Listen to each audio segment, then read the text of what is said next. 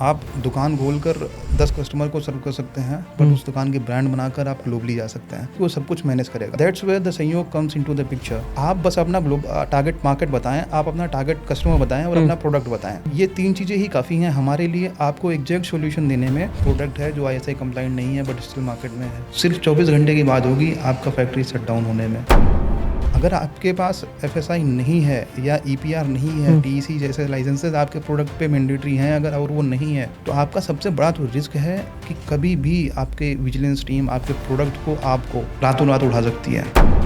Export market की अगर हम बात करें तो इंडिया अभी अप्रॉक्स $4 ट्रिलियन इकोनॉमी है। हम अगले 3 साल या 5 साल में ही टारगेट कर रहे हैं जब हम $5 ट्रिलियन इकोनॉमी होंगे। प्रोडक्ट की क्वालिटी बहुत अच्छी है मगर फिर भी वो प्रोडक्ट कस्टम में जाके अटक जाता है। आपके पास अगर BIS, EPR, TEC जैसे मैंडेटरी सर्टिफिकेशन जो इंडिया के हैं अगर नहीं है तो आप एक बड़े ब्रांड के बारे में सोचना छोड़ दीजिए। जो कंपनीज होती हैं वो कंप्लायंस को लेकर सबसे बड़ी गलती क्या करती है? FSI के थ्रू पकड़ा जाएगा कि आप लाइसेंस नहीं है बर्गर बेचने के लिए, आपका बिजनेस खत्म। कई ऐसे इंडियन ब्रांड्स हैं जो ग्लोबल मार्केट में जाके फेल हो जाते हैं। काफ़ी अच्छे बड़े एक्सपोर्टर जो राइस के हैं, उन्होंने क्या किया था कि सोना मसूरी के साथ एक दूसरे प्रोडक्ट को राइस को मिक्स कर रखा था, तो वो पूरा का पूरा उनका सेगमेंट फेल हुआ। आपके हिसाब से ऐसे कौन से 5 प्रोडक्ट हैं जो कि बाहर की मार्केट में जाके बूम मचा सकते हैं? करंटली तो सबसे बेहतर चल रहा है।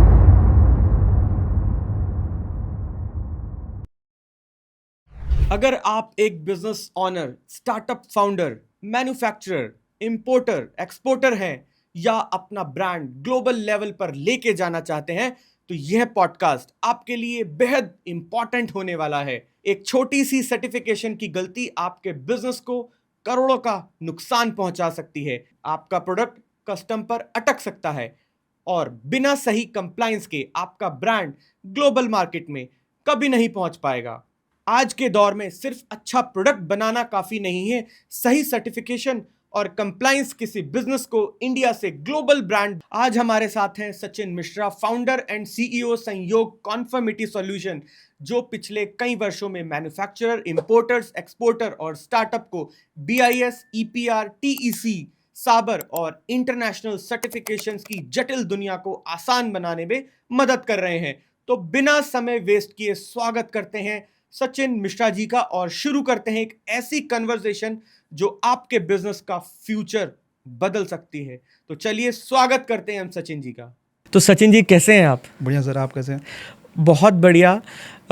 आज के समय में हर कंपनी को या कोई भी इंडस्ट्री हो या कोई बहुत बड़े फैक्ट्री ऑनर्स हो, उन सभी को जो भी लोग माल अपना ग्लोबल मार्केट में सप्लाई करते हैं या इंपोर्ट करते हैं, उन सभी लोगों को सर्टिफिकेशन की ज़रूरत होती है। बिना सर्टिफिकेट के माल या प्रोडक्ट यहाँ से बाहर जा नहीं सकता या माल कस्टम में अटक जाता है। ये बहुत बड़ी समस्या है ये इंपोर्टर्स की। इस समस्या को आप हल करना जानते हैं, आपके पास इसका सॉल्यूशन है। वो सॉल्यूशन है सर्टिफिकेशंस। किसी कंट्री में कोई सर्टिफिकेशन अगर इम्पॉर्टेंट है वो सर्टिफिकेशन आप दिलवाते हैं। करेक्ट। मगर उससे पहले मैं जानना चाहता हूं कि सचिन मिश्रा कौन है। अगर आप हमारे दर्शकों को, हमारे व्यूअर्स को अपने बारे में या आपकी कंपनी के बारे में बताएं तो वो ज़्यादा बेहतर होगा। फिर हम शुरू करेंगे अपना पॉडकास्ट। बिल्कुल sir. First of all thank you for inviting us on your podcast. अपने बारे में अगर मैं बताऊं तो हमारा जन्म एक उत्तर प्रदेश के प्रयागराज के एक गांव के एक किसान परिवार में हुआ। वहाँ से जहाँ पे हर परिवार ये सपना देखता है कि बच्चे को PCS बनाना है, IAS बनाना है। हमारी जिद थी कि गवर्नमेंट जॉब से हटके मुझे इंजीनियरिंग में जाना है। इंजीनियरिंग करी हमने। इंजीनियरिंग के बाद जब मास्टर्स और अलग अलग दूसरे एजुकेशन डिग्रीज़ की लोग प्लानिंग करते हैं, हमारी प्लानिंग कॉलेज ईयर में रहते हुए ये थी कि स्किल्स अचीव की जाएं, जॉब में जाया जाए और ऑन ग्राउंड देखा जाए कि मार्केट में क्या चल रहा है और नया क्या है। उसको एक्सप्लोर करते करते क्वालिटी डिवीज़न, सर्टिफिकेशन डिवीज़न में रिलायंस जियो इन्फोकॉम से हमने स्टार्ट किया। 3 साल तक रिलायंस जियो और डिफरेंट अदर कंपनीज़ में 10 साल तक इन्वेस्ट करने के बाद, समय स्किल्स और अचीव करने के बाद हमने अपना संयोग conformity solutions 3 years back approx start किया। संयोग कन्फर्मिटी सॉल्यूशन नोएडा बेस्ड एक प्राइवेट लिमिटेड फर्म है जो इंटरनेशनल और डोमेस्टिक मैन्युफैक्चरर्स, एक्सपोर्टर्स, इंपोर्टर्स और ट्रेडर्स या फिर कोई भी सर्विस ऑनर, ब्रांड ऑनर, उनको लीगलिटीज़ जो प्रोडक्ट को मार्केट में सेल करने के लिए ज़रूरी होती हैं वो देने में हेल्प करती है। फॉर एग्जांपल, आप अगर एज अ पेरेंट्स अगर आप कोई बच्चा प्लान कर रहे हैं, ठीक है, तो सबसे पहली ज़रूरी चीज़ क्या होती है? सबसे पहली ज़रूरी चीज़ होती है कि मदर का हेल्थ। आप डायग्नोसिस करते हैं, nutritional value, food and diet, everything आप प्लान करते हैं कि अंटिल जब तक मदर डिलीवरी से पीरियड में है आप उसको हेल्दी रखें, आप उसको सही रखें। ये चीज़ें आप प्रीवियसली प्लान करके चलते हैं। आप जो प्रोडक्ट बना रहे हैं, आप जो ब्रांड बना रहे हैं, आप जो नया मार्केट में लॉन्च करना चाहते हैं, सिमिलर वे में आपको इनिशियल प्लान करके चलना पड़ता है, जहाँ पे आपको न्यूट्रिशनल वैल्यू मतलब आपके प्रोडक्ट की क्वालिटी हो गई, different other aspects like branding, marketing, licences, certifications, ये सारी चीज़ें हो गई। ये सारी चीज़ें आपको स्टार्टिंग से प्लान करके चलनी पड़ती हैं। और जब ये प्लान नहीं होते हैं तो एंड ऑफ द डे आप स्ट्रगल कर रहे होते हैं प्रोडक्ट लॉन्चेस में, प्रोडक्ट एक्सपोर्ट्स में, प्रोडक्ट आप सेल नहीं कर पा रहे होते हैं।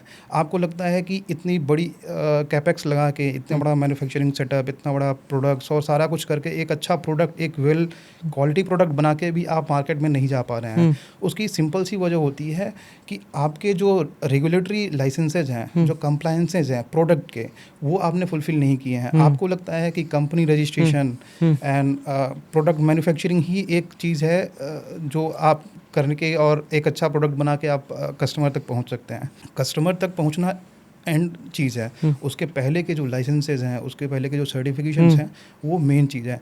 और हम इंडिया के सभी मैन्युफैक्चरर्स को, एक्सपोर्टर्स को, सप्लायर्स को, ट्रेडर्स को इसी चीज़ में हेल्प कर रहे हैं कि आपका प्रोडक्ट जो अभी तक एक लोकल लेवल पे स्टक पड़ा है, उसे इंटरनेशनली कैसे ले जाया जाए, उसकी लाइसेंसेस क्या हैं, उसकी रेगुलेटरीज़ क्या हैं, क्योंकि डिफरेंट कंट्रीज सबके अपने रेगुलेशंस हैं, सबकी अपने स्टैंडर्ड्स हैं, lot of regulations, lot of standards. इसीलिए आज के डेट में दूसरी कंट्री, चाइना एंड अदर, वो सारे एक्सपोर्ट बेस्ड कंट्रीज़ हैं। हम एक्सपोर्ट में पीछे इसलिए हैं क्योंकि हमें मार्केट का नॉलेज नहीं है, किस मार्केट में जाना है, ये प्रोडक्ट किस मार्केट के लिए सूटेबल है, या हम एक्सपोर्ट करने का प्लान कर भी रहे हैं तो हमें अपना प्रोडक्ट किस मार्केट में लॉन्च करके और वहाँ की रेगुलेटरीज कैसे फॉलो करनी है। तो संयोग कन्फर्मेटिव सॉल्यूशन इन्हीं सारी चीज़ों में एक कंपनी को हेल्प करता है, जो आपको रेडी करता है कि आपका प्रोडक्ट ना ही सिर्फ लोकली डोमेस्टिक इंडियन मार्केट में कंप्लाई हो रहा है, बल्कि आप डिफरेंट अदर मार्केट्स को भी कैटर कर पा रहे हैं। बिल्कुल, ये पॉडकास्ट एक बहुत अमेजिंग इसलिए भी होने वाला है क्योंकि बहुत ऐसे लोग हैं जो अभी डोमेस्टिक काम कर रहे हैं, जो भी इंडिया में ही काम कर रहे हैं। करेक्ट। वो सोच रहे हैं कि हम बाहर ग्लोबल मार्केट में जाएं, मगर उनको रास्ता ही नहीं पता कि कौन से सर्टिफिकेट्स चाहिए, कैसे होगा हमारा माल बाहर कैसे जाएगा।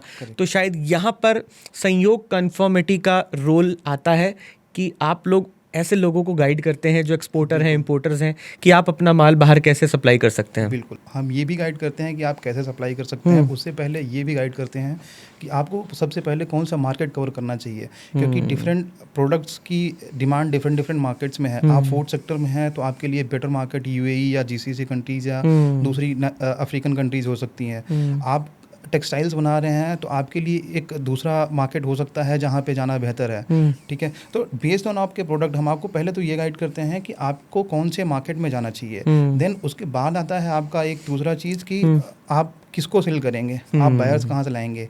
एक वो स्टेप हो गया। आप कई सारी कंपनी ऐसी भी हैं जो यहाँ तक कंप्लीट करने के बाद स्ट्रगल कर रही हैं कि उनके पास बायर है, उनके पास इंटरनेशनल बायर है, वो कह रहा है इतना सामान चाहिए, उसे इतना माल चाहिए।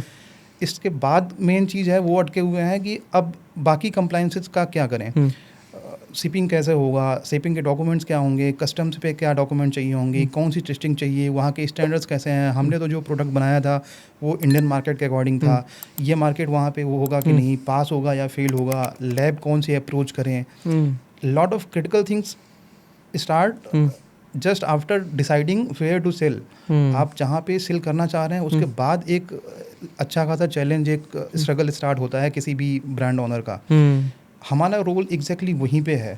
हम उसको बिल्कुल शॉर्ट करके आपको एकदम ईजीएस्ट वे में एंड टू एंड आपको देते हैं और ये इंश्योर करते हैं कि आपका प्रोडक्ट आपके टारगेटेड मार्केट के अकॉर्डिंग रेडी हो रहा है और बिना किसी हैसल के वहाँ तक पहुँच रहा है और एंड कंज्यूमर को वो आपका प्रोडक्ट मिल रहा है।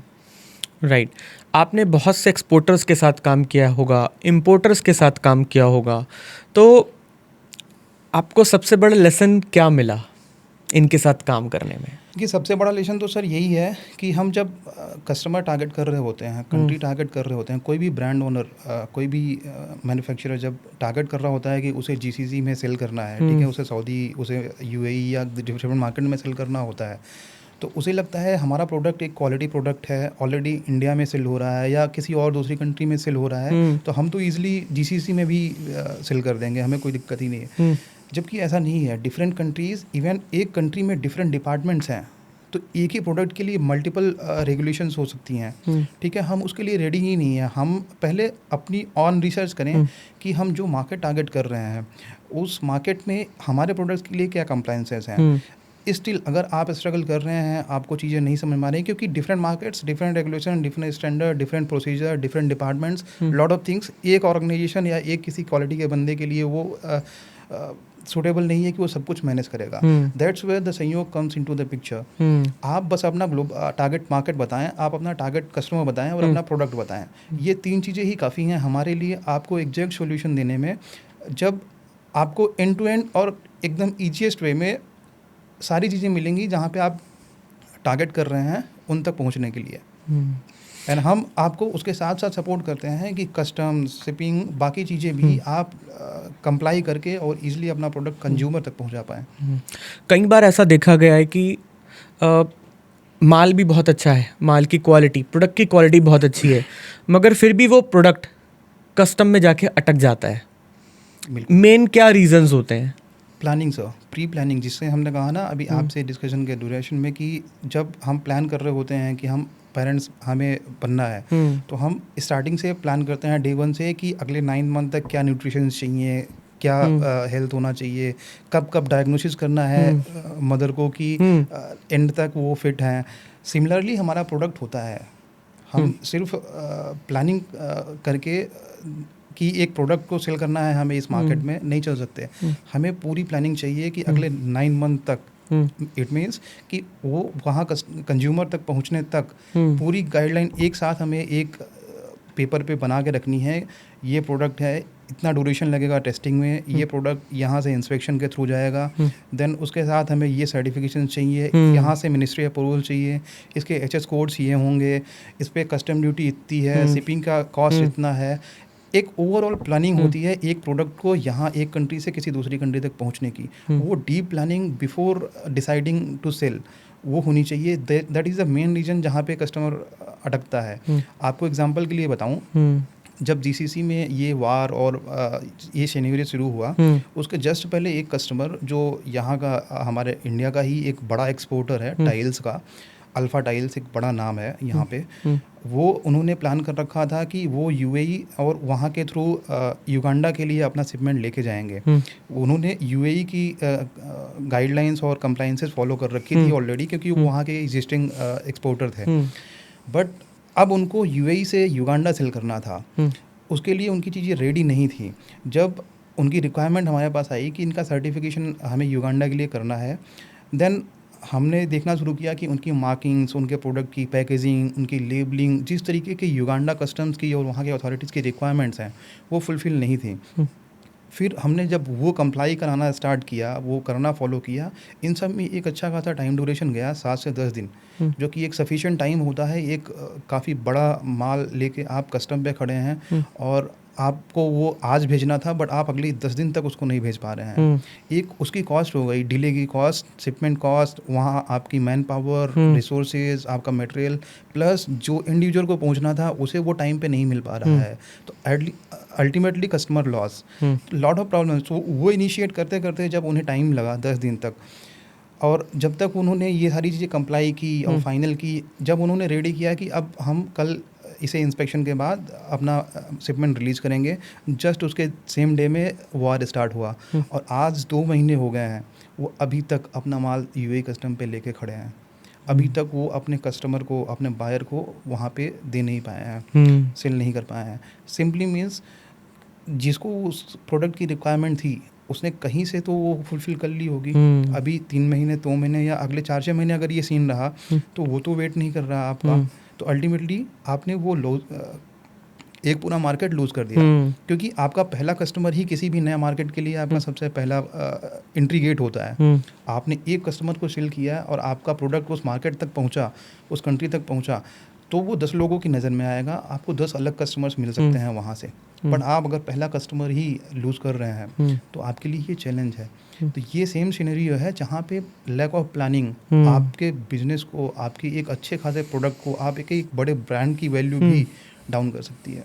अगर किसी के पास BIS, EPR या फिर TEC जैसे सर्टिफिकेशंस ना हो तो उसके बिजनेस को क्या खतरा हो सकता है? सर मार्केट में ही नहीं आ सकते हैं वो, पहली बात तो। ये सारे सर्टिफिकेशंस गवर्नमेंट मैंडेटरी लाइसेंसेज होते हैं। आपको मार्केट में सेल करने के लिए ये सर्टिफिकेशंस लेना ऑप्शनल नहीं है, मैंडेटरी है। आप कोई बड़ा ब्रांड नहीं बना सकते हैं।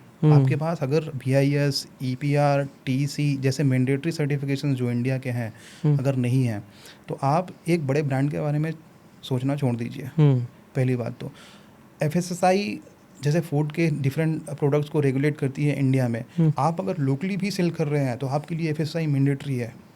अगर आपके पास FSSAI नहीं है या EPR नहीं है, TEC जैसे लाइसेंसेज आपके प्रोडक्ट पे मैंडेटरी हैं अगर, और वो नहीं है, तो आपका सबसे बड़ा तो रिस्क है कि कभी भी आपके विजिलेंस टीम आपके प्रोडक्ट को आपको रातों रात उठा सकती है। सिंपल सी चीज़ है कि आप ऑथराइज्ड ही नहीं है वो प्रोडक्ट सेल करने के लिए। ये लाइसेंसेज क्यों मैंडेटरी हैं? ये लाइसेंसेज इंश्योर करते हैं कि आपने जो प्रोडक्ट बनाया है वो प्रोडक्ट मार्केट के लिए, कंज्यूमर्स के लिए लायबल है, सेल करने के लिए, कंज्यूम करने के लिए या यूज़ करने के लिए। सिंपली मीन्स अगर आपने कंप्लाई नहीं किया है, आपने ये लाइसेंस नहीं लिया है, इसका मतलब है आपका क्वालिटी, आपके प्रोडक्ट की क्वालिटी आपने जस्टिफाई नहीं की है कंज्यूमर्स के लिए। दैट्स वाई आप बच रहे हैं। अदरवाइज़ ये सारे लाइसेंसेस आज की डेट में इतने चैलेंजिंग या इतने बड़े या इतने कॉस्टली नहीं हैं जो कि इन्हें अवॉइड किया जाए। तो सिंपल सी चीज़ है कि ये डाउट पैदा करता है, अगर आपका प्रोडक्ट सर्टिफाइड नहीं है तो ये डाउट पैदा करता है कि आप सही प्रोडक्ट सेल नहीं कर रहे हैं। हमारी जो गवर्नमेंट है वो समय समय पर रूल्स को चेंज कर देती है ना, और एक आदमी को पता ही नहीं होता, या इंपोर्टर एक्सपोर्टर या बिजनेसमैन को पता ही नहीं होता क्या रूल्स हैं। करेक्ट है ना, तो वहाँ पर फिर उसका प्रोडक्ट अटक जाता है। तो उस केस में फिर आपका रोल आता है। करेक्ट, क्योंकि आपको तो अपने आप को अपग्रेड रखना ही है, आपको पॉलिसीज से अपग्रेड रखना ही है कि कौन कौन से सर्टिफिकेट्स रिक्वायर्ड हैं या गवर्नमेंट ने क्या चेंज कर दिए हैं। करेक्ट। हम सिर्फ अपने आप को अपडेट नहीं रखते हैं, हम हमारे कस्टमर्स को भी अपडेट रखते हैं। सपोज हमारा जो एग्जिस्टिंग कस्टमर है जो हमसे अभी BIS ले रहा है, TEC ले रहा है या इंटरनेशनल सर्टिफिकेशंस के लाइसेंस ले रहा है, मे बी कल को 6 मंथ्स 1 ईयर के लेटर सेम प्रोडक्ट के लिए रेगुलेशन चेंज हो जाएंगे, तरीका चेंज हो जाएगा। हो सकता है कोई नया अप्रूवल, कोई नया HS कोड चेंज हो जाएगा, हो सकता है उनके स्टैंडर्ड्स चेंज हो जाएंगे। करेक्ट। तो ये हमारा काम है बीइंग सर्टिफिकेशन प्रोवाइडर कि हम आपको अपडेट रखें हैं कि आपके प्रोडक्ट्स पे नेक्स्ट 6 मंथ्स में आने वाले रेगुलेशंस ये हैं, ताकि आप अपने अगले प्रोडक्ट को उसके हिसाब से रेडी कर सकें। फॉर एग्जांपल, अगर आप कोई इलेक्ट्रिकल प्रोडक्ट बनाते हैं, आप हेयर ड्रायर बनाते हैं, आप हेयर ड्रायर के मैन्युफैक्चरर हैं और आप अपना प्रोडक्ट गल्फ कंट्रीज़ में एक्सपोर्ट कर रहे हैं, तो अभी के लिए IECEE एक सर्टिफिकेट है जिसमें आप जो आपके लिए मैंडेटरी होगा कस्टम्स पे वो करने के लिए, उसके बाद आपको शिपमेंट सर्टिफिकेट लेना होगा। बट अभी रिसेंट अपडेट के अकॉर्डिंग अभी इन प्रोडक्ट्स पे IECEE के साथ EER लेबल्स का होना ज़रूरी है। ठीक है, तो EER लेबल की जो रिक्वायरमेंट्स हैं, आपने जो पहले प्रोडक्ट रेडी किया था IECEE के अकॉर्डिंग, क्योंकि आपका वो सर्टिफिकेट रिक्वायर्ड था, अभी IER के लिए स्टैंडर्ड्स रिक्वायरमेंट्स अलग हो जाएंगी, तो आपको एडिशनल पैरामीटर्स उसमें ऐड करने होंगे। आपकी टेस्टिंग पैरामीटर्स, आपकी क्वालिटी प्रोडक्ट की बदल जाएगी। इन रेगुलेशंस के जरिए वो इंश्योर करते हैं कि इलेक्ट्रिकल सेफ्टी प्रोडक्ट्स की, कस्टमर प्रोडक्ट सेफ्टी, ये सारी चीज़ें कंप्लाई हो रही हैं। तो इन रिक्वायरमेंट को हम अपने कस्टमर को टाइम टू टाइम अपडेट करते हैं और उन्हें बताते हैं और उन्हें प्री रेडी रखते हैं, ताकि उनका एंड टाइम पे जब वो एक्सपोर्ट के लिए रेडी है, जब उनका प्रोडक्ट रेडी है कि ये इस मार्केट में ये इस डेट पे जाना है, तो उसमें उन्हें डिले या उन्हें रिजेक्शन फेस नहीं करना पड़े। आपके हिसाब से ऐसे कौन से 5 प्रोडक्ट हैं जो कि बाहर की मार्केट में जाके बूम मचा सकते हैं? सर करेंटली तो सबसे बेहतर टेक्सटाइल चल रहा है, क्योंकि आप देखें, अगर इंडिया में देखें, इंडिया बांग्लादेश मेन सोर्स है टेक्सटाइल का टू द वर्ल्ड। तो टेक्सटाइल के चाहे वो आपके रॉ मटेरियल्स हों, चाहे आपके फिनिश प्रोडक्ट्स हों, आप देखेंगे बड़े बड़े ब्रांड्स हैं, जो यूरोपियन ब्रांड्स हैं, जो यूएस के ब्रांड्स हैं, जो बड़े ब्रांड्स हैं जो हमारे ही यहाँ पे अवेलेबल हैं, और हम ये सोच के उन्हें बाई करते हैं कि ये इंपोर्टेड प्रोडक्ट्स हैं। आप देखेंगे तो दिल्ली के किसी फैक्ट्री में वो प्रोडक्ट्स मैन्युफैक्चर हो रहे होंगे, बांग्लादेश की किसी कंपनी में छोटी सी एक उसके फैक्ट्री में वो प्रोडक्ट्स मैन्युफैक्चर हो रहे होंगे। करेक्ट। तो इंडिया टेक्सटाइल, फूड और इलेक्ट्रिकल कंपोनेंट्स, मशीनरीज, ये 4-5 ऐसे डिविजन्स हैं जिनके एक्सपोर्ट्स में अभी भी लीडर है। और इनकी डिमांड्स सिर्फ एक कंट्री में नहीं, मल्टीपल रीजन्स में है, पूरे European countries, gulf countries, US में, ये सारे मार्केट ये कवर कर रहे हैं ऑलरेडी। तो हम ऑलरेडी इनमें टॉप पे हैं, बट एक्सपोर्ट्स ग्रोइंग मार्केट है, डिमांड्स इंडिया से लगातार बढ़ रही हैं। फॉरेन के जो कंपनीज़ हैं, बायर्स हैं, वो इंडियन प्रोडक्ट्स पे ज़्यादा रिलाई कर रहे हैं। तो जो ग्रोथ, जो स्कोप है, वो इन किसी 4 या 5 प्रोडक्ट तक लिमिटेड नहीं है। आपके पास पूरा एक प्रोडक्ट ओरिजिन है, जो कुछ भी आप बेस्ट बना सकते हैं और जो कुछ भी आप बेस्ट कंज्यूमर को दे सकते हैं उन कंट्रीज़ की रिक्वायरमेंट के हिसाब से, वो सब कुछ इंडिया से आज के डेट में सेल किया जा सकता है। क्या हम आज भी चाइना के ऊपर डिपेंडेंट हैं, या कहें कि इंडिया आज भी चाइना के ऊपर डिपेंडेंट है, या हम चाइना के जैसा मैन्युफैक्चरर हब यहाँ बना सकते हैं? बिल्कुल बना सकते हैं, और वो ऑलरेडी स्टार्ट हो चुका है सर। हम आपको बताएं, एक फेज होता है, एक टाइम ड्यूरेशन होता है। पहले यूएस, यूरोपियन कंट्रीज़ का टाइम था, हम उनके ब्रांड्स इंपोर्ट कर रहे थे। खुद चाइना भी यूएस के डिफरेंट प्रोडक्ट्स को बाय करके और फिर उन्हें रेप्लिकेट कर रहा था, या वैसा कुछ और इनोवेटिव बनाने की कोशिश कर रहा था। अगला आने वाला मैन्युफैक्चरिंग टाइम, अगला आने वाला इंडस्ट्रियल रिवोल्यूशन इंडिया का है, और इसीलिए इन 2-3 सालों में हम जैसे लोगों का ये गोल बना कि क्यों ना हम अपने एक्सपोर्टर्स को, मैन्युफैक्चरर्स को, इंडियन कंपनीज़ को, इन्हें सपोर्ट करें और इन्हें ग्लोबल मार्केट तक जाने में हेल्प करें, और इनके जो स्ट्रगल्स हैं उसे हम इजी बनाएं। अगला डेफिनेटली एक्सपोर्ट्स इंडिया का ग्रोइंग मार्केट है। चाइना डेफिनेटली अभी सबसे बड़ा एक्सपोर्टर है टू द वर्ल्ड, बट धीरे धीरे ग्रेजुअली, क्योंकि लोगों का ट्रस्ट बनाए रखना एक लॉन्ग ड्यूरेशन में अपने आप में एक चैलेंज होता है। और जैसे कि बहुत सारे प्रोडक्ट्स अलग अलग कंट्रीज़ में चाइना से जाके और वहाँ के कंप्लायंसेस को और वहाँ की क्वालिटी नॉर्म्स को फॉलो नहीं कर पा रहे हैं, और जो कंप्लेंट्स हैं, तो उसे लेकर हर मार्केट एक नया अल्टरनेटिव्स देख रहा है, और उसमें इंडिया टॉप पे सबसे पहला अल्टरनेटिव है, जहाँ पे global companies, global buyers shift कर रहे हैं अपनी डिमांड्स को, और वो चाहते हैं कि हमारा प्रोडक्ट्स इंडिया मेड हो, मेड इन इंडिया हो, ताकि हम उसे ट्रस्टवर्दी और फ्रूटफुल तरीके से यूज़ कर पाएँ। बिल्कुल। आपको क्या लगता है कि जो कंपनीज होती हैं वो कंप्लाइंस को लेकर सबसे बड़ी गलती क्या करती हैं? सबसे बड़ी गलती मैं आपको बताऊं तो, एक प्रोडक्ट होता है, आप किसी रेस्टोरेंट में जाते हैं, ठीक है, आपको सेम बर्गर मैकडी में हो सकता है 60 रुपये का मिल जाए, सेम बर्गर आपको हो सकता है किसी फूड स्टॉल पे 20 रुपये का मिल जाए। करेक्ट। सिर्फ अंदर क्या होता है, मैकडी या दूसरे जो बर्गर ब्रांड्स हैं, उन्होंने अपनी ऑपरेशंस को, अपनी प्रोडक्ट को पूरा स्ट्रीमलाइन किया हुआ है, एक स्ट्रक्चर बनाया हुआ है, लाइसेंसिंग ली हुई है, डे टू डे उनकी प्रोडक्ट्स की, उनकी जो रॉ मटेरियल्स वो लेते हैं, जो यूज़ करते हैं, उनकी टेस्टिंग करते हैं, उनकी चीज़ें रखते हैं, ताकि एंड टू कंज्यूमर जो जाए वो क्वालिटी जाए, वो टेस्ट जाए, वो एक्सपीरियंस जाए। सबसे बड़ी गलती यही होती है, हमें लगता है हम सस्ता प्रोडक्ट बेच के और कंप्लायंसेस को, लाइसेंसेस को, सर्टिफिकेशंस को इग्नोर करके प्रॉफिट बना लेंगे और लोगों तक पहुंच जाएंगे। अगर ये चीज़ें नहीं हैं, आप एक लिमिटेड कस्टमर तक पहुंच सकते हैं, क्योंकि आपको पता है कि 20 रुपये के बर्गर खाने वाला जो कस्टमर है वो लिमिटेड है, वो 10 हैं, 20 हैं, 5 हैं, इससे ज़्यादा नहीं है। लेकिन आप देखेंगे दूसरे जो ब्रांड ओनर्स हैं, सेम बर्गर बेचने वाले, जो स्टिल थोड़ा सा एक्सपेंसिव साइड है, सिर्फ इसलिए क्योंकि उन्होंने रेगुलेटरी कंप्लाइंसेस फॉलो करी हैं, उन्होंने उस पे इन्वेस्ट किया है, उन्होंने क्वालिटी पे इन्वेस्ट किया है, उन्होंने सर्टिफिकेशंस, लाइसेंसेज और सारी चीज़ें ली हैं, उन्होंने स्टाफ बनाया है, उन्होंने ऑर्गेनाइजेशन बनाया है, उन्होंने ऑपरेशन फ्लो अपना मेंटेन किया हुआ है, करेक्ट।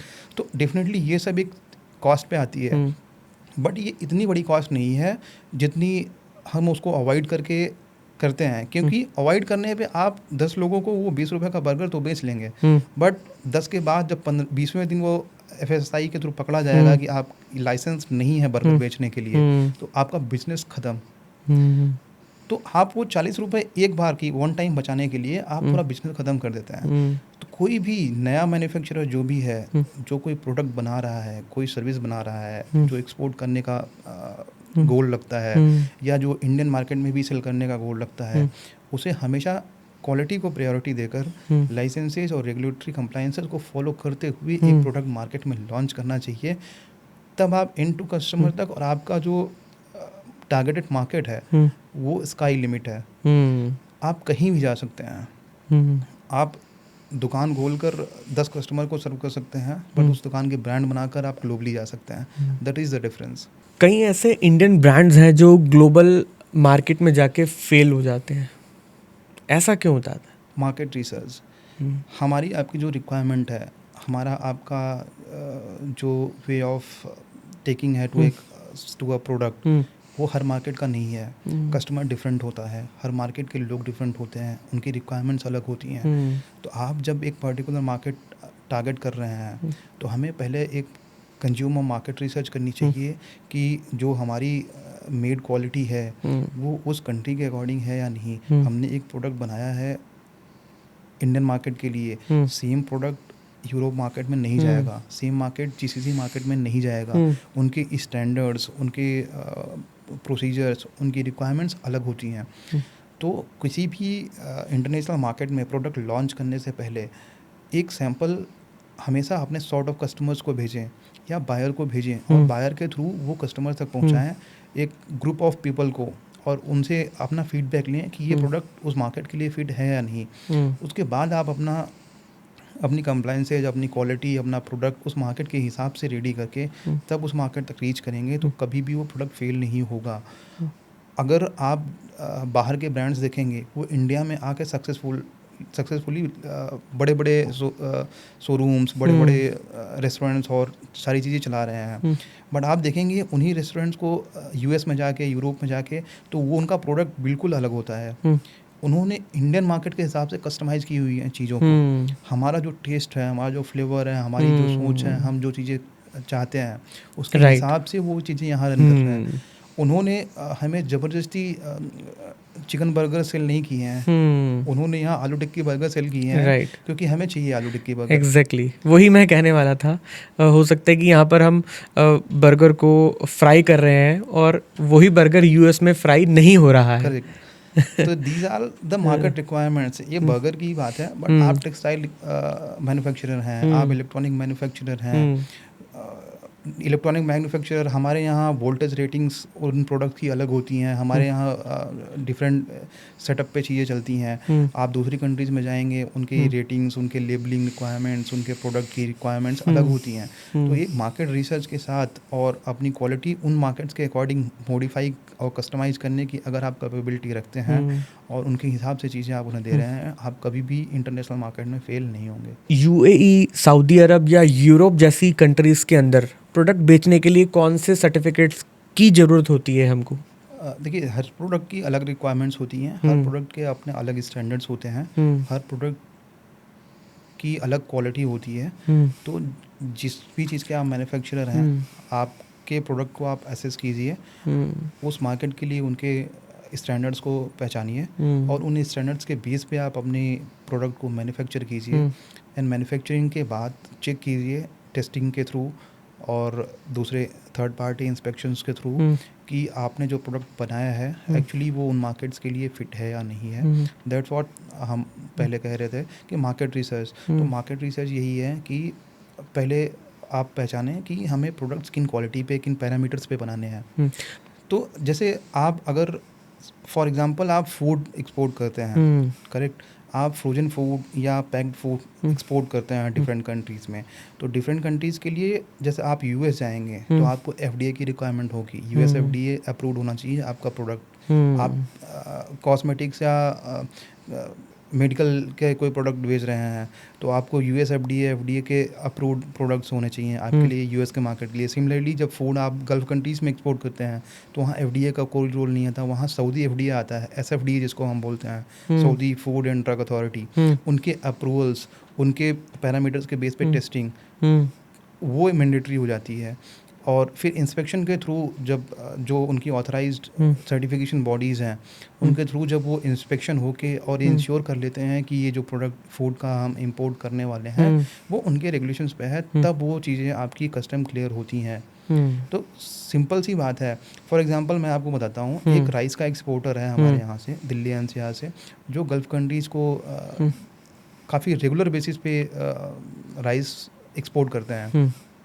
ठीक है, हमारे यहाँ एक ट्रेंड है कि हम मल्टीपल हमारे पास वेराइटीज़ हैं राइस की। बिल्कुल। एक ही वैरायटी में डिफरेंट उनके सब वेराइटीज़ हैं। बिल्कुल करेक्ट। तो हम क्या करते हैं कि एक वैरायटी की जो सब वेराइटीज़ हैं अक्सर उनको एक साथ मिक्स करके चीज़ें चलते हैं। ठीक है। तो लास्ट टाइम एक काफ़ी अच्छे बड़े एक्सपोर्टर जो राइस के हैं, उन्होंने क्या किया था कि सोना मसूरी के साथ एक दूसरे प्रोडक्ट को, राइस को मिक्स कर रखा था, उनका रेशियो बना रखा था ताकि वो कॉस्टिंग मैनेज कर पाएँ, क्योंकि दोनों अलग अलग प्राइस बेस पे आते हैं। उन्हें ये था कि मेजर सेल करना है तो हम एक कॉस्टिंग पैकेज बनाने के लिए दोनों को एक साथ 25-75 या 60-40 के रेशियो में मिक्स करते हैं ताकि वो बेहतर तरीके से हम उनको सही रेट पे चीज़ें दे पाएँ। बट उन्होंने सब चीज़ें कर ली, पूरा लॉट रेडी कर लिया, मैन्युफैक्चरिंग कर ली, पैकिंग कर ली, सारा कुछ ready, container ready, container shipment आके आपका फैक्ट्री पे खड़ा है लोडिंग के लिए। अब आया सर्टिफिकेशन की बारी। अब जब सऊदी अप्रूव्ड सर्टिफिकेशन बॉडीज़ वहाँ पे इंस्पेक्शन के लिए जाती हैं और वो एक सैंपल वहाँ से बैग का राइस का ओपन करती हैं और वो 1 kg का सैंपल लेके अपने लैब में भेजती हैं, तो वो देखती हैं कि वो राइस में मिक्सिंग है, जबकि उनका इंटेंशन मिक्सिंग का वहाँ गलत नहीं था। राइस तो सेम ही था बट 2 डिफरेंट वेराइटीज़ थी और जो उनकी डिमांड थी वो उस सेम प्रोडक्ट की थी पूरा 100% कि हमें यही चाहिए। करेक्ट। हमें बासमती ही चाहिए 100%, हमें बासमती में सोना मसूरी का मिक्सचर नहीं चाहिए। करेक्ट। तो हम ये गलतियाँ अक्सर करते हैं कि हमें लगता है कि हमें ये चीज़ें पसंद हैं तो सामने कस्टमर्स को भी पसंद होंगी। नहीं, उनके पसंद नापसंद अलग चीज़ है बट उनकी रिक्वायरमेंट पहली होती है कि हम किस पर्पज़ से वो इंपोर्ट कर रहे हैं। करेक्ट। अब तो वो पूरा का पूरा उनका शिपमेंट फेल हुआ, करोड़ों का माल वापस से उनको, अब वो क्योंकि वो मिक्सिंग है तो आप अलग तो नहीं कर पाएंगे, आपका वो पूरा शिपमेंट बर्बाद हुआ। आपको वो जिस रेट पे आपने उसके, जिस रेट के लिए आपने उसको रेडी किया था, अब वो उससे बहुत सस्ते रेट में आप कहीं लोकल मार्केट में उसको बेच के ख़त्म करेंगे। This is the loss. तो हमें रिक्वायरमेंट समझनी है मार्केट की और फिर उसके हिसाब से प्रोडक्ट रेडी करना है ताकि हम एंड पे फंसे नहीं। एक मैन्युफैक्चरर को ग्लोबल मार्केट में जब अपना प्रोडक्ट लेके जाना है तो उसको सबसे पहले क्या करना चाहिए? सबसे पहले तो आप अपना टारगेट मार्केट रिकॉग्नाइज करें, आइडेंटिफाई करें आपको किस मार्केट में सेल करना है। सेकंड स्टेप आता है आप अपना बायर आइडेंटिफाई करें। करेक्ट। ठीक है। किसको बेचना है, टारगेटेड कस्टमर्स कौन है और उन टारगेट कस्टमर्स के लिए उस कंट्री में ऑथराइज इंपोर्टर्स कौन से हैं, क्योंकि डिफरेंट कंट्रीज़ में गवर्नमेंट अप्रूव करती है इंपोर्टर्स को। सपोज टेक्सटाइल है तो एक पर्टिकुलर इंपोर्टर ही इसको दूसरी कंट्री से इंपोर्ट कर सकता है। फूड है तो इनके जो ऑथराइज्ड लाइसेंस्ड इंपोर्टर्स हैं वही इंपोर्ट कर सकते हैं। तो ये 1 हो सकते हैं, 2 हो सकते हैं, 10 हो सकते हैं, मल्टीपल इंपोर्टर्स हो सकते हैं। जब आपने अपना टारगेट मार्केट, अपना टारगेट कस्टमर पहचान लिया है, आप फिर बायर को कनेक्ट करना स्टार्ट करते हैं। जब आपको बायर मिलता है उसके बाद आप अपना मैन्युफैक्चरिंग उनके स्टैंडर्ड्स के अकॉर्डिंग रेडी करना स्टार्ट करते हैं। आप अपना प्रोडक्शन स्टार्ट करते हैं।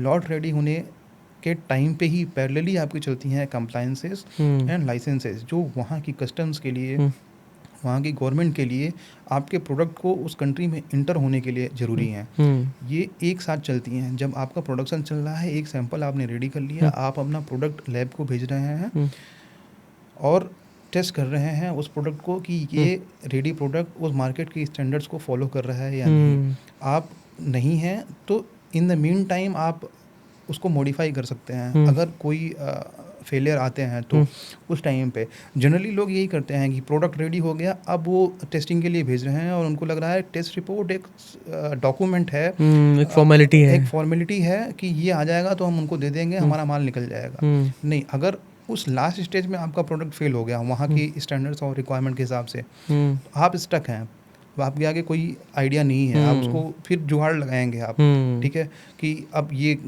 कैसे क्लियर कराना है, कैसे इसको टेस्ट रिपोर्ट कैसे पास करानी है, कैसे चीज़ें करें, कैसे इसको मॉडिफाई कर लें, कैसे, अल्टीमेटली आप फंसेंगे ही। आप कुछ भी मॉडिफाई करेंगे, आप यहाँ से निकाल देंगे, आप एंड कंट्री में जाएंगे, वहाँ फंसेंगे। सो जब हम प्रोडक्ट रेडी कर रहे हैं किसी भी कंट्री के लिए, हमारी पहली प्रायोरिटी होनी चाहिए कि हम उसे उसी टाइम पे क्वालिटी चेक्स, उसकी रेगुलेटरीज, उसकी कंप्लायंसेस को रेडी रखें। ये आपको आपकी कॉस्ट बचाने में भी, आपका समय बचाने में भी और आपका कस्टमर बचाने में भी हेल्प करेगी। फॉर एग्जांपल, हमने आपको बताया था कि अभी 3 महीने से फंसा हुआ है, उनका वो पहला कस्टमर था, अब वो हमेशा के लिए गया। अगर ये चीज़ें पहले से रेडी होती कि हमें उस मार्केट को टारगेट करना है, उसके लिए हमें क्या ज़रूरी चीज़ें होंगी, हमारी मार्किंग कैसी होनी चाहिए, हमारा प्रोडक्ट कैसा होना चाहिए, साइज़ क्या होना चाहिए, टेस्टिंग कहाँ से होगी, इंस्पेक्शन कौन करेगा, ये सारी चीज़ें, तो अगर ये रेडी होती है तो उन्हें ये चीज़ें फेस नहीं करनी पड़ती। और इन्हीं सेम चीज़ों में हम सारे लोगों को हेल्प करते हैं। आप अपना सिर्फ टारगेट मार्केट बताते हैं, हम आपको एंड टू एंड बताते हैं कि आपको टेस्टिंग कहाँ से होगी, स्टैंडर्ड कितना होगा, उसकी कॉस्टिंग कितनी होगी, टाइम कितना लगेगा, कस्टम पे क्या चाहिए, इसका HS कोड क्या होगा, सारी चीज़ें। ये भी एक बहुत अच्छा सवाल मेरे जहन में आ रहा है कि संयोग कॉन्फर्मिटी जो है वो सिर्फ सर्टिफिकेशन में ही हेल्प करता है कि आप लोग बायर्स को ढूंढवाने में भी मदद करते हैं, या आप कंसल्टेंसी भी प्रोवाइड करते हैं कि ये आपका प्रोडक्ट है और ये आपका प्रोडक्ट इस कंट्री में ज़्यादा चलेगा, तो आप इस कंट्री के सर्टिफिकेशन लीजिए, या इस कंट्री में जाइए, या इस कंट्री में अपना माल भेजिए। आपके पास प्रॉपर पूरी टीम है इन सबको एनालिसिस या कंसल्टेंसी देने के लिए? बिल्कुल। बायर कनेक्ट करना या उनसे डील करना स्टिल आपके एंड पे होता है। आपके प्रोडक्ट के लिए आपका टारगेट मार्केट कौन सा हो सकता है, ये सेल कहाँ पे ज़्यादा बेहतर तरीके से होगा, उनकी रिक्वायरमेंट्स, लाइसेंसिंग, सर्टिफिकेशंस क्या होंगी, उनकी कॉस्टिंग, उनकी बजटिंग, उनका सब कुछ, ये सब में हम आपको हेल्प करते हैं।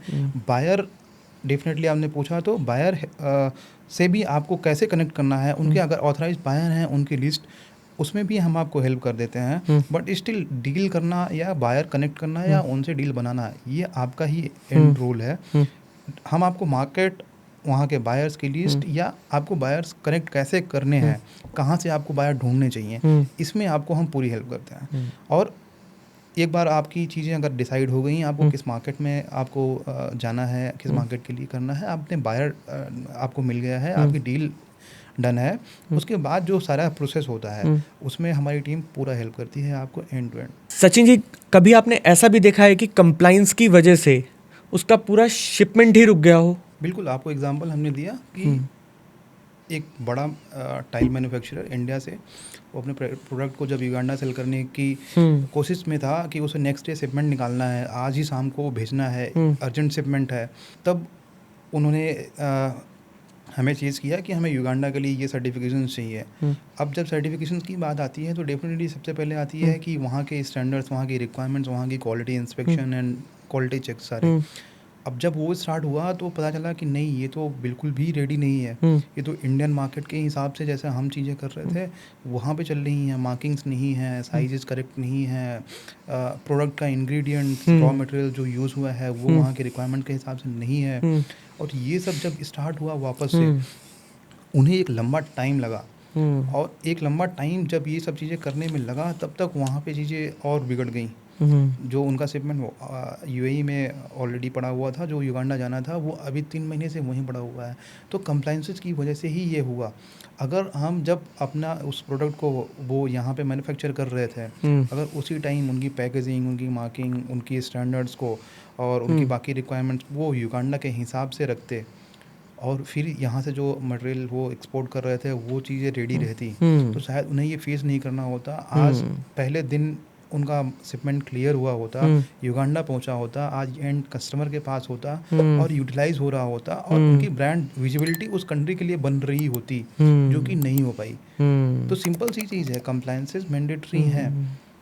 आप टारगेट मार्केट के हिसाब से अगर डे 1 से चीज़ें रेडी नहीं कर रहे हैं तो अल्टीमेटली एट द लास्ट आपको फंसना ही है। और फंसने का मतलब, डिलीज का मतलब होता है हैवी कॉस्ट। हम्म, और अगर आप कंप्लाइंसेस से बच के सोच रहे हैं हम्म, कि आप निकल जाएंगे हम्म, और आपका प्रोडक्ट पहुंच जाएगा, तो आपका पहुंच जाएगा पर आप सेल नहीं कर पाएंगे।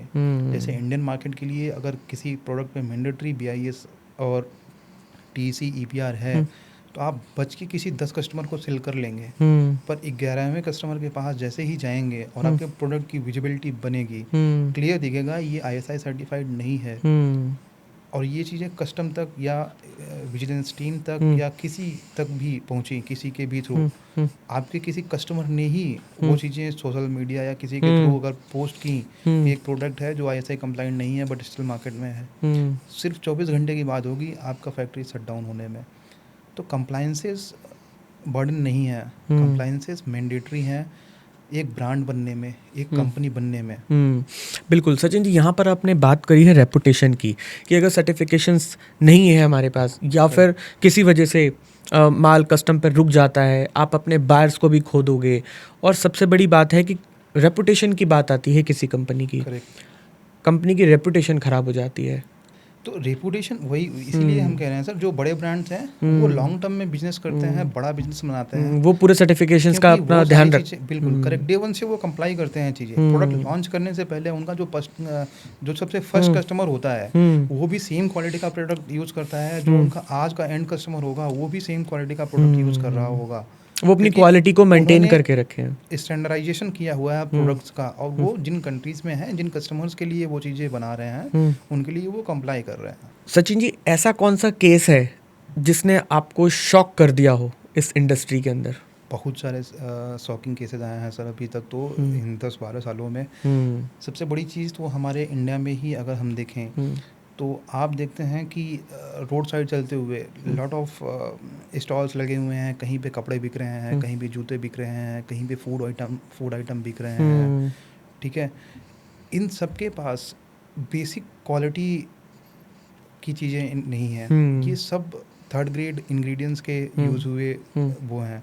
लेकिन इनका टारगेट कस्टमर कौन है? सिर्फ वो 10 लोग, हम्म, इससे ज़्यादा इनकी रीच नहीं है। हम्म, तो ये नॉन कंप्लाइंट स्टिल वो 10 के लिए भी पाप ही है कि हम्म, आप एक इतना घटिया प्रोडक्ट बेच रहे हैं जिससे उसको हेल्थ हजार्ड्स हैं, हम्म, जिससे उसको लॉस है, हम्म, जिससे उसको लाइफ रिस्किंग डिजीजेज हो रही हैं। हम्म, तो ये सारे शॉकिंग केसेस ही हैं। एंड हम्म, अगर हम शिपमेंट्स की, कस्टमर्स की बात करें, तो डेफिनेटली जो लास्ट केस हम आपको बता रहे हैं, ऐसे और भी बहुत से केसेस पहले आए हैं जिन पे चीज़ें नहीं थी।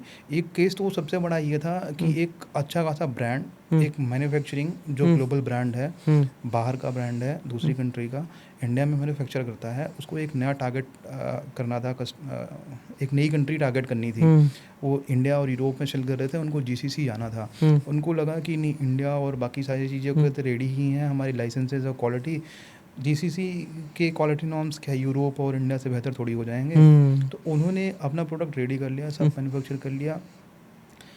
उनके टेक्सटाइल प्रोडक्ट्स थे, उन्हें लगा कि पॉलिस्टर और इनको 2-3 अलग कॉम्पोजिशंस को मिक्स करके एक नया प्रोडक्ट बनाएंगे और वो हिट जाएगा GCC के लिए, क्योंकि GCC में ये नहीं है। हम्म, उनको ये ही नहीं पता था कि ये कॉम्पोजिशन वहाँ पे अलाउड ही नहीं है।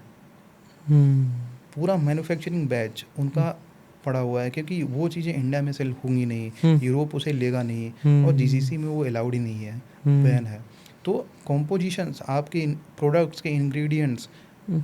ये सब डिसाइड करते हैं क्वालिटी आपके हम्म, प्रोडक्ट्स की, और आपकी क्वालिटी डिसाइड करती है कि आपका प्रोडक्ट उस मार्केट में जाएगा या नहीं जाएगा। अगर कोई स्टार्टअप, आज का स्टार्टअप कोई इलेक्ट्रॉनिक्स प्रोडक्ट को लॉन्च करना चाहता है, तो उसके लिए सबसे पहले सर्टिफिकेशंस या इंपॉर्टेंट सर्टिफिकेशंस कौन से होते हैं?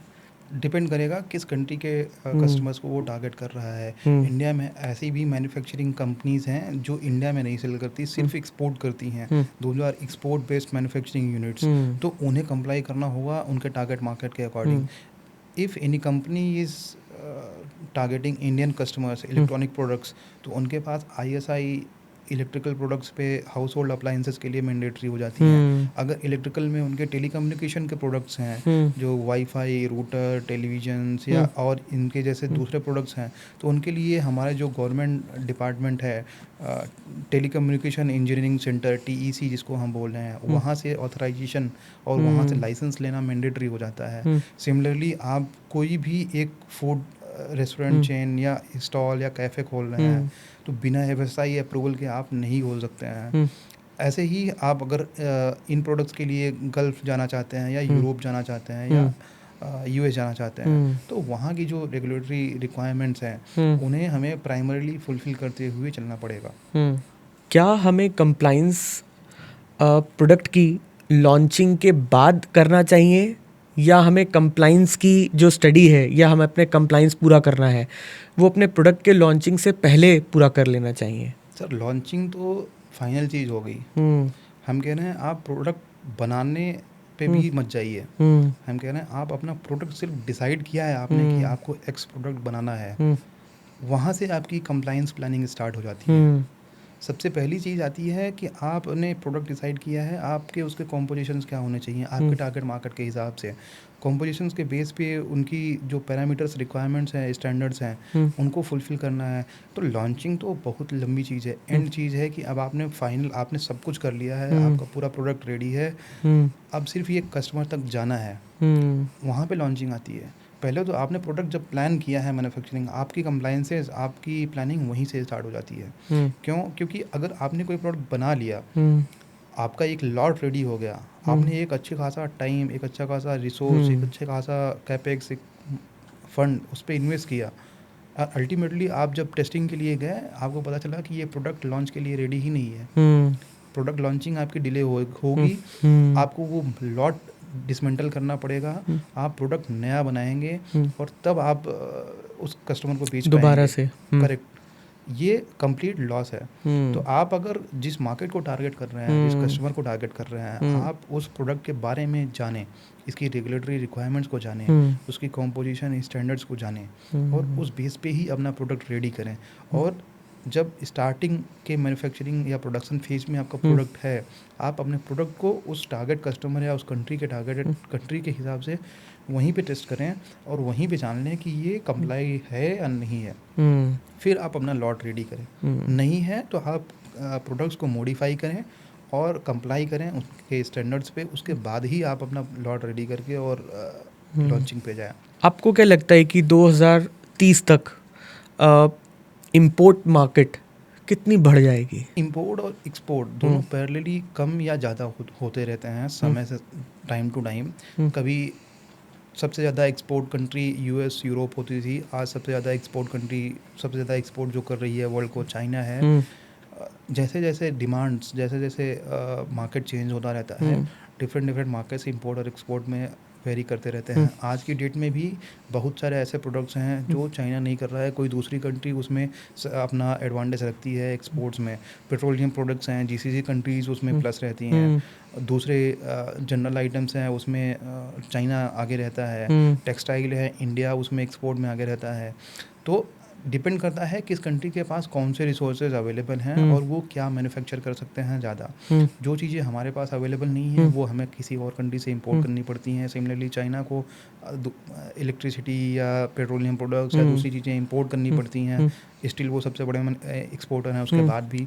तो इंडिया हो या दूसरी कंट्री हो, सबको सिमिलर वे में चलना पड़ता है। हमारे पास जो रिसोर्सेज हैं उनके बेस पे हम जो मैन्युफैक्चर कर सकते हैं, उसमें अगर हम अपनी क्वालिटी और बाकी चीज़ों को मेंटेन कर रहे हैं तो डेफिनेटली हम उसमें एक्सपोर्ट लेटर होंगे। जो रिसोर्सेज हमारे पास नहीं है, डेफिनेटली वो हमें इंपोर्ट करने पड़ेंगे। एक्सपोर्ट मार्केट की अगर हम बात करें तो इंडिया अभी अप्रॉक्स $4 ट्रिलियन इकोनॉमी है, जो 3rd लार्जेस्ट इकोनॉमी बनने के रूट पे है। हम अगले 3 साल या 5 साल में ही टारगेट कर रहे हैं जब हम $5 ट्रिलियन इकोनॉमी होंगे। इसी के लिए गवर्नमेंट ने डिफरेंट एक्सपोर्ट प्रमोशंस और डिफरेंट एक्सपोर्ट स्कीम्स चलाई हुई हैं पिछले कुछ सालों से, ताकि हम जल्द से जल्द $5 ट्रिलियन की इकोनॉमी बन पाए। दूसरे मार्केट्स की बात करें तो अभी US $40 ट्रिलियन की इकोनॉमी है। चाइना की बात करें तो वो करीब $22 ट्रिलियन की इकोनॉमी है। इसके साथ इंडिया तीसरे या चौथे नंबर पे ही अभी है, जब वो 4 क्रॉस कर चुका है और टारगेट कर रहा है कि हम $5 ट्रिलियन इकोनॉमी नेक्स्ट 2-3 ईयर्स में होंगे। आज का ज़माना जो है वो एआई का ज़माना है, चैट जीपीटी का ज़माना है। ऑलमोस्ट सभी ऑर्गेनाइजेशन एआई को एक्सेप्ट कर रही हैं आज के समय में, Correct. एआई टूल्स का यूज़ कर रही हैं। करेक्ट। सो क्या हम सर्टिफिकेशन इंडस्ट्री को भी एआई का इस्तेमाल कर सकते हैं इसमें, या एआई जो है इस सर्टिफिकेशन प्रोसेस को इजी बना रहा है? आज की मार्केट ट्रेंड के हिसाब से कोई भी कैटेगरी, चाहे वो मैन्युफैक्चरिंग हो या सर्विस सेक्टर हो, एआई से अछूता नहीं है। क्योंकि लॉट ऑफ थिंग्स जो मैनुअल बेस्ड थी, एआई उसे ऑलरेडी रेगुलेट करके इजी बना रहा है। अभी तक सर्टिफिकेशन इंडस्ट्री ज़्यादातर मैनुअल बेस पे चलती रही है, क्योंकि इसमें ट्रांसपेरेंसी और विजिलेंस चाहिए होता है, इसमें एक्यूरेसी और टेस्टिंग चाहिए होती है। इसलिए अभी तक ये पूरी इंडस्ट्री कई सालों से डिजिटल प्लेटफॉर्म्स पे नहीं आ पाई थी और मैनुअल ही चल रही थी। पर जैसे जैसे चीज़ें बढ़ रही हैं, एआई आ रहा है, डेफिनेटली ये चीज़ें सर्टिफिकेशन इंडस्ट्री में भी आ रही हैं। लोगों ने ऑलरेडी इस पे काम करना स्टार्ट कर लिया है। कुछ फॉरेन कंट्रीज़ के नए स्टार्टअप्स हैं जो ऐसे सॉल्यूशंस, एआई सॉल्यूशंस या डिजिटल सॉल्यूशंस, एआई सॉल्यूशंस बना रहे हैं जो टीआईसी सर्टिफिकेशन मार्केट को ही टारगेट करने वाले हैं। और इसी को ध्यान में रखते हुए संयोग कन्फर्मिटी भी अपना डिजिटल एआई प्लेटफॉर्म जल्दी ही मार्केट में लॉन्च करेगा। हम प्लान कर रहे हैं कि हम ग्लोबल मार्केट को के सर्टिफिकेशंस को, जो इतना कॉम्प्लेक्स है, जो एक डाटा बेस इंडस्ट्री है, जो एक क्वालिटी बेस्ड इंडस्ट्री है, इन सबको एक्यूरेसी के साथ डिजिटलाइज कैसे कर सकते हैं। इसके लिए ही हमारा एक सॉल्यूशन जिसका नाम डाइस है, जल्दी ही मार्केट में लॉन्च होने वाला है। और हम एआई के थ्रू इस पूरी इंडस्ट्री को रेगुलेट, ट्रांसपेरेंट, इजी और कॉस्ट इफेक्टिव बनाने वाले हैं। आज के समय में बहुत सारे एआई प्लेटफॉर्म्स अवेलेबल हैं, तो आपको क्या लगता है कि आप जैसे कंसल्टेंट्स की रिक्वायरमेंट ये कम हो जाएगी एआई के आने से, या फिर एआई के आने से आपकी रिक्वायरमेंट्स या आपके कंसल्टेंसी की रिक्वायरमेंट बढ़ जाएगी? रिक्वायरमेंट्स डेफिनेटली बढ़ेंगी। उसकी वजह ये है कि एक्सपोर्ट मार्केट बढ़ रहा है, कस्टमर बेस बढ़ रहा है, और जो मार्केट में अभी अवेलेबल रिसोर्सेज हैं इनको फुलफिल करने के लिए वो करंट मार्केट के रिक्वायरमेंट के हिसाब से हैं, और आने वाले मार्केट के लिए वो रेडी नहीं है। क्यों? क्योंकि मैनुअली चल रही हैं चीज़ें अभी भी इनमें। क्यों? क्योंकि विजिबिलिटी चाहिए होती है, क्वालिटी चेक्स चाहिए होते हैं। तो हम ज़्यादा रिलाई करते हैं कि एक जो ह्यूमन पावर है, एक जो ह्यूमन ब्रेन है, वो ज़्यादा एक्यूरेसी और ज़्यादा करेक्ट चीज़ों को चेक करेगा, ना कि एक सॉफ्टवेयर। तो हम अभी इसके लिए इसलिए रेडी नहीं हो पाए थे। इन रिक्वायरमेंट्स एआई आने के बाद कंसल्टेंट्स की इसलिए बढ़ेगी क्योंकि कंसल्टेंट्स खुद को अगर एआई सॉफ्टवेयर्स पे और उस पे नहीं शिफ्ट करेंगे तो डेफिनेटली आने वाला टाइम में एक एआई सॉफ्टवेयर ही काफ़ी होगा, जब वो बता देगा कि किस मार्केट के लिए आपको कौन से सर्टिफिकेशन चाहिए, कहाँ से करने हैं, कैसे करने हैं। ठीक है, तो बीइंग अ कंसल्टेंट हमारा गोल यही है कि हम खुद को एआई की तरफ शिफ्ट करके जो मार्केट अभी टोटल मैनुअल प्रोसीजर्स पे चल रही है, आप देखेंगे जो एआई सॉफ्टवेयर्स जो लोग इस पे काम कर भी रहे हैं वो काम कर रहे हैं सीबी या जो सर्टिफिकेशन बॉडीज़ हैं या गवर्नमेंट अथॉरिटीज़ हैं, उनके एंड पे एआई उनको कैसे हेल्प करेगी। सपोज गवर्नमेंट ये चाहती है कि हम अपनी चीज़ों को एक्यूरेसी और अपने स्टाफ या अपनी उसको कैसे कम करके, तो वो सारे लोग जो सॉफ्टवेयर्स हैं उस पर काम कर रहे हैं कि ऑर्गेनाइजेशंस के एंड पे हम उनको एआई से कैसे हेल्प करेंगे। हम एज अ कंसल्टेंट या जो बाकी कंसल्टेंट्स हैं, हमें काम करना होगा कि हम एआई की हेल्प से कंज्यूमर्स के लिए क्या सॉल्यूशंस दे सकते हैं, वो हमारा मोट होगा। और संयोग यही कर रहा है आने वाला टाइम में कि हम एक सॉफ्टवेयर, एक सॉल्यूशन देने वाले हैं जो ऑर्गेनाइजेशंस, जो सर्टिफिकेशन बॉडीज या गवर्नमेंट के लिए नहीं, कंज्यूमर्स के लिए है, एक्सपोर्टर्स के लिए है, मैन्युफैक्चरर्स के लिए है। एक तरीके से उनका पर्सनल सुपरवाइजर, एआई सुपरवाइजर जो उनकी जेब में होगा और उनको एक क्लिक पे बताएगा कि उन्हें अगले आने वाले मार्केट के लिए, अगले आने वाले शिपमेंट के लिए उन्हें आज क्या रेडी रखना है। बिल्कुल। आपके हिसाब से आने वाले समय में जो कंप्लायंस चेक्स हैं वो और बढ़ जाएंगे और सख्त हो जाएंगे? बिल्कुल, बिल्कुल सख्त होंगे, क्योंकि जैसे आप देख रहे हैं कि सॉफ्टवेयर यूज़ और एआई सभी डोमेन में एंटर कर रहा है। तो जैसे-जैसे चीज़ें सॉफ्टवेयर्स पे आएँगी, डेफ़िनेटली क्वालिटी चेक्स बढ़ेंगे। क्यों? क्योंकि जब हम एक ह्यूमन के थ्रू, एक पर्सन के थ्रू चीज़ें कंप्लाई कर रहे होते हैं, चेक कर रहे होते हैं, तो वहाँ पे एक रिस्पॉन्सिबिलिटी होती है कि इस बंदे ने चेक किया है, इनकी अथॉरिटी है, इनके साइन चीज़ें हैं, तो यहाँ से ये चेक होके आई हैं। अभी आप डिजिटली इसका ट्रैक कैसे रखेंगे? तो डिजिटली इसको ट्रैक करने के लिए जब आप सॉफ्टवेयर्स पे रिलाई कर रहे होंगे, तो आपके सॉफ्टवेयर्स के क्वालिटी चेक्स, जो सॉल्यूशन आप डिजिटल दे रहे हैं, जो भी ऑर्गेनाइजेशन इसे बना रही है, उन्हें अपने भी उस सॉफ्टवेयर के लिए भी तो क्वालिटी चेक्स रखने होंगे कि आपका जो सॉल्यूशन है वो ऑथेंटिक है या नहीं। अगर आपके सॉफ्टवेयर ने, आपकी चीज़ों ने बताया है कि ये करेक्ट है डॉक्यूमेंट, तो किस बेस पे बताया है, उसका बैकएंड क्या है, आपने वो डाटा कहाँ से लिया है, आप के सॉफ्टवेयर की वो स्टैंडर्ड्स रीड करने की या वो डॉक्यूमेंट रीड करने की कैपेबिलिटी कितनी है, एक्यूरेसी कितनी है, ये सब कंप्लायंस के अंदर ही आता है। तो आईटी डिपार्टमेंट्स जो होंगे, उनकी रेगुलेटरीज, डिजिटल जितनी चीज़ें होती जाएंगी, रेगुलेटरीज उसके हिसाब से बढ़ती जाएंगी। और अगर हम जनरल प्रोडक्ट्स की बात करेंगे, तो ये तो एवर इवॉल्विंग फील्ड है। यहाँ पे रेगुलेशंस फ्रिक्वेंटली चेंज होती हैं, रिक्वायरमेंट के हिसाब से, कंट्री के हिसाब से, अलग अलग डिपार्टमेंट्स के हिसाब से। तो यहाँ पे तो कुछ फिक्स नहीं है कि आज हम जिन बेस पे वो प्रोडक्ट मैन्युफैक्चर कर रहे हैं या सेल कर रहे हैं, कल को भी सेम पे कर पाएंगे। नहीं, हमें चीज़ें मॉडिफाई करते हुए चलनी पड़ेंगी। तो रेगुलेशंस तो कहीं नहीं जाने वाले हैं। और जो डिजिटाइजेशन है, जो एआई है, इन चीज़ों में उन्हें हेल्प करेगा प्री रेडी होने के लिए, चीज़ों को स्मूथ और फास्ट बनाने के लिए। That's it. राइट। तो सर्टिफिकेशंस जब हम करवाते हैं अपने प्रोडक्ट का, तो ऑफ कोर्स सर्टिफिकेशन डिपेंड करता है कि प्रोडक्ट के ऊपर डिपेंड करता है, तो इसमें कितना खर्च आ जाता है? डिपेंड करता है मार्केट के अकॉर्डिंग, आप किस मार्केट को टारगेट कर रहे हैं और किसको सेल करना चाह रहे हैं और सर्टिफिकेशंस कौन से चाहिए आपको। तो जैसे ज़्यादातर लोग, मोस्टली पीपल बचते हैं कंप्लायंसेस से, सर्टिफिकेशन से, इसीलिए कि कॉस्ट ज़्यादा आएगी, काफ़ी कॉस्टली होगा, इतना खर्चा कौन करेगा, छोटा सा प्रोडक्ट है 10 रुपये का, इस पे हम 10 लाख रुपए की सर्टिफिकेशंस कहाँ से लगाए हैं। ठीक है, क्योंकि इस पे अभी चलती ये चीज़ें एक्सपेंसिव इसलिए हैं क्योंकि सब कुछ मैनुअल है इस इंडस्ट्री में, सर्टिफिकेशन में, और different government bodies, different inspection bodies, different certification bodies, different markets, different authorities, सारी चीज़ें इन्वॉल्व होती हैं। और इन सब का कॉस्ट जो होता है अल्टीमेटली कंज्यूमर, मैन्युफैक्चरर ही बियर कर रहा होता है सर्टिफिकेशन लेने के लिए। तो उसे लगता है कि इतना करने के लिए यार कौन वो करेगा, अवॉइड करते हैं इसको, और उसको लगता है कि 10 ही को सेल करेंगे, इतना पैसा नहीं लगाएंगे। तो एज अ कंसल्टेंट हमारा रोल ही वही है कि हम उस 10 लाख की कॉस्ट को आपकी पॉकेट फ्रेंडली कॉस्ट में कैसे दे सकते हैं। हमारे पास क्या रिसोर्सेज होंगे, हमारे पास क्या बैकएंड होगा, जिससे हम आपको कंप्लाई भी करेंगे, आपके लिए को मार्केट रेडी भी करेंगे, और आपको आपकी पॉकेट से एक्स्ट्रा चीज़ें बाहर जाने से बचाएंगे भी।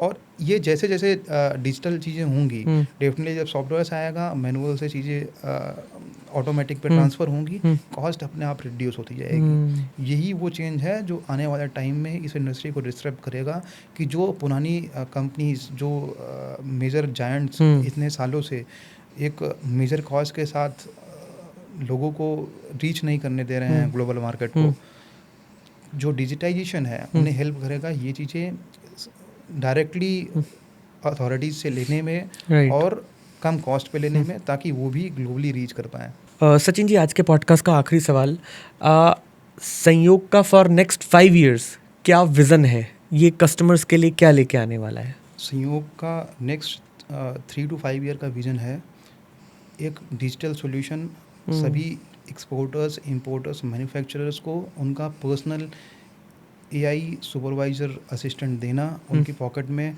जो उन्हें ग्लोबल मार्केट के लिए ना सिर्फ रेडी करेगा बल्कि कंप्लाई करना और उनकी कंप्लाइंसेस को मेंटेन रखना, टाइम टू टाइम नोटिफाई करना, उनकी कॉस्ट सेव करना, इन सारी चीज़ों में हेल्प करेगा।